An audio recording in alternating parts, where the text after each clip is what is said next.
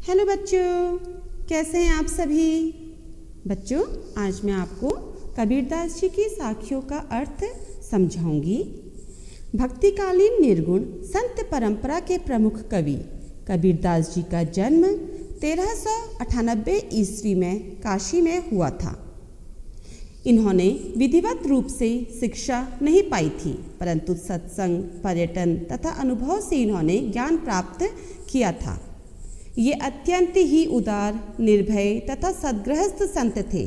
राम और रहीम की एकता में विश्वास रखने वाले कबीरदास जी ने ईश्वर के नाम पर चलने वाले हर तरह के पाखंड, भेदभाव और कर्मकांड का खंडन किया।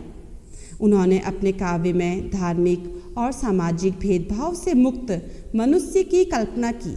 साथ ही ईश्वर प्रेम, ज्ञान तथा वैराग्य, गुरु भक्ति, सत्संग और साधु महिमा के साथ भाषा के निकट होने के कारण उनकी भाषा में सहजता और दार्शनिक चिंतन की शक्ति देखने को मिलती है। बच्चों, इनकी मृत्यु 1518 ईस्वी में मगहर में हुई। आप सोचिए, 120 साल इन्होंने अपना जीवन यापन किया। बच्चों, इनकी प्रमुख रचना बीजक, रमैनी और सबद है। इनकी रचनाएं मुख्यतः कबीर ग्रंथावली में संग्रहित हैं और कुछ रचनाएं गुरु ग्रंथ साहब में भी संकलित हैं।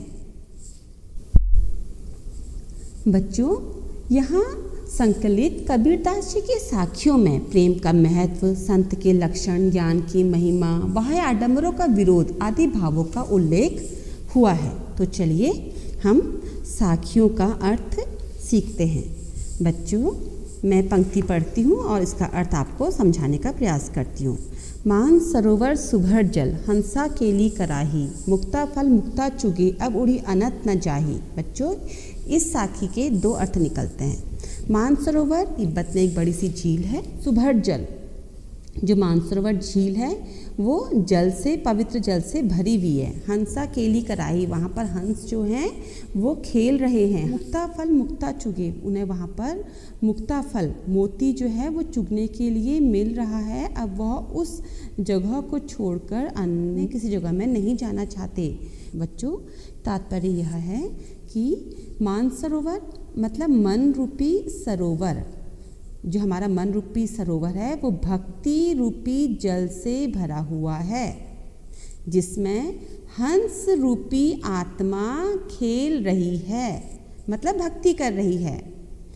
मुक्ता फल मुक्ता चुगे, उनसे वहीं पर ही प्रभु की भक्ति रूपी जो मोती हैं वो चुगने को मिल रहे हैं, मतलब उसे भक्ति वहाँ पर ही मिल रही है। कहाँ? हृदय के अंदर। अब उड़ी अनत न जाही, तो आखिर अब वह जब इतना सुख उसे वहाँ पर मिल रहा है तो वह और इस सुख को छोड़कर किसी अन्य जगह में नहीं जाना चाहती। प्रेमी ढूंढत मैं फिरो, कबीरदास जी कह रहे हैं कि मैं प्रेमी ढूंढत फिरा, मतलब प्रभु भक्त ढूंढने के लिए फिर गया। प्रेमी मिले न कोई, पर मुझे कोई भी प्रेमी नहीं मिला, प्रभु भक्त नहीं मिला। तब वो कह रहे हैं कि यदि एक प्रेमी को प्रेमी मिल जाए, यदि एक प्रभु भक्त को प्रभु भक्त मिल जाए, तो सारा का सारा जो विष है, विष मतलब बुराइयाँ, वो अमृत में बदल जाएंगी। अमृत मतलब अच्छाइयों में, नकारात्मकता सकारात्मकता में बदल जाएगी। उन्हें प्रभु भक्त क्यों नहीं मिला था पहले? क्योंकि उनके अंदर अहंकार था। अहंकार मतलब विष। पर जब उन्हें प्रभु भक्त मिला तो सारी की सारी बुराइयाँ अच्छाइयाँ में परिवर्तित हो गई। हस्ती चढ़िए ज्ञान को, हस्ती हाथी, हस्ती मतलब हाथी। तो यहाँ पर कबीरदास जी जो ज्ञान प्राप्ति में साधक लगे हुए हैं, उनको, साधकों को संबोधित करते हुए कह रहे हैं कि तुम ज्ञान रूपी हाथी में चढ़ जाओ। कैसे चढ़ो? अपनी सहज दुलीचा डाली, दुलीचा मतलब आसन, किस चीज़ का आसन डाल के? समाधि रूपी आसन को डाल करके ज्ञान रूपी हाथी में चढ़ जाओ। स्वान रूप संसार है, वो उन्होंने इस संसार को कुत्ते के समान कहा है। स्वान मतलब कुत्ते के समान, जो संसार है वो कुत्ते के समान है, जिनका कार्य सिर्फ दूसरों की आलोचना करना है, कुत्ता भौंकते रहता है और ये आलोचना करते रहते हैं। तो कबीरदास जी साधक को कह रहे हैं कि तुम्हें ज्ञान प्राप्ति में लीन देख के जो आलोचना करने वाले लोग हैं वो तुम्हारी आलोचना कर रहे हैं, तुम इन्हें आलोचना करने दो, तुम इनकी निंदा की परवाह मत करो और तुम अपनी साधना में ही तल्लीन रहो। पखा पखी के कार्य ने, पखा पखी तर्क वितर्क। कबीरदास जी कह रहे हैं कि जो लोग अपने धर्म संप्रदाय को दूसरे से बेहतर मानते हैं, सब जग लगा भुलान, उन्होंने पूरा जग ही भुला दिया है, मतलब वो सिर्फ अपने बारे में सोच रहे हैं, अपने धर्म संप्रदाय के बारे में सोच रहे हैं, दूसरे के धर्म संप्रदाय की बस निंदा ही कर रहे हैं। इसी पक्ष विपक्ष के चक्कर में पड़कर जो उनका वास्तविक उद्देश्य है, क्या था उद्देश्य? संसार में आए हो, आपको भगवान ने संसार में भेजा है तो भगवान की भक्ति करो, तो उन्हें भक्ति के वास्तविक अर्थ को यहाँ पर वो भूल गए हैं। बस वो सिर्फ अपने संप्रदाय, अपने धर्म के ही पक्ष में बातें करते हैं। निरपक होई के हरि भजे, कबीरदास जी कह रहे हैं कि जो हरि का भजन निरपक होई के करता है, निरपक मतलब बच्चों निष्पक्ष होके करता है, सोई संत सुजान, वही सच्चा सुजान है। सुजान है मतलब संत है, ज्ञानी है, अच्छा इंसान है, सज्जन व्यक्ति है। तो यहाँ पर कबीरदास जी का तात्पर्य यह है कि हमें दूसरे के धर्म संप्रदाय को भी उतनी ही अहमियत देनी चाहिए जितनी हम स्वयं के धर्म संप्रदाय को देते हैं, उनकी भी उतनी ही इज्जत करनी चाहिए जितनी हम स्वयं के धर्म की करते हैं। हिंदू मुआ राम कही, मुसलमान खुदाई। यहाँ पर फिर कबीरदास जी निराकार ब्रह्म की उपासना की सीख दे रहे हैं, क्योंकि कहा जाता है कि जो भगवान है वो कण कण में है, उसका कोई आकार नहीं है, वो तो निराकार है। तो यहाँ पर कबीरदास जी कह रहे हैं कि भगवान जो है वो निराकार है, लेकिन फिर भी हिंदू जो है वो राम का जाप करता है। हिंदू मुआ राम कही, हिंदू राम का जाप करता रहता है, राम राम जपते रहता है। और जो मुसलमान है वो खुदा की बंदगी करता रहता है, और वो अपने इस तरह वो अपने धर्म के बहुत ज़्यादा कट्टर हो गए हैं, अपने धर्म के प्रति बहुत ज़्यादा कट्टर हो गए हैं।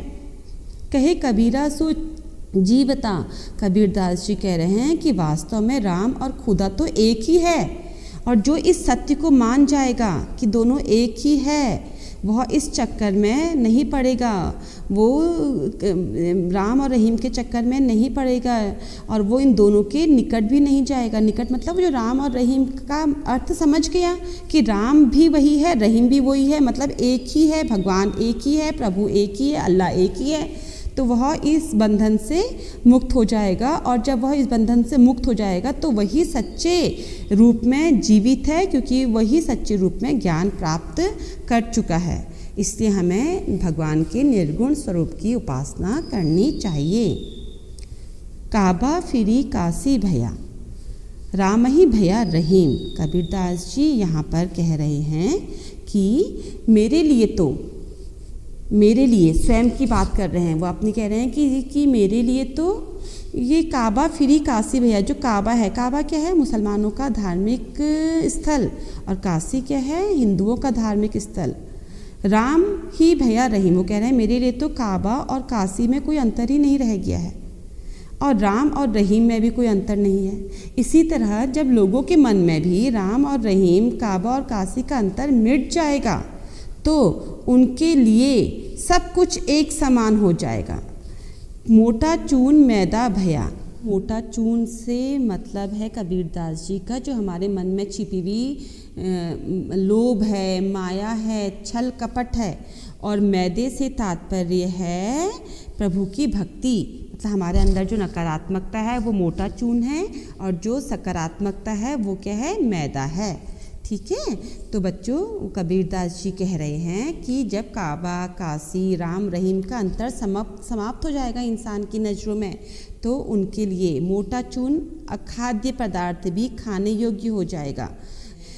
बैठी कबीरा जी, अब कबीरदास जी कह रहे हैं कि बहुत ही आराम से बैठ करके मैं सब चीज़ों को ग्रहण कर ले रहा हूँ, सब चीज़ें खा ले रहा हूँ, क्योंकि अब मोटा जो अखाद्य वस्तु थी वो भी मेरे लिए खाद्य हो गई है। मतलब भगवान की भक्ति से जो मन के द्वेष थे, लोभ था, लालच था, वो सब क्या हो गया है? ख़त्म हो गया है, दूर हो गया है। ऊंचे कुल का जन्मिया, जन्मिया मतलब जन्म लेना, पैदा होना।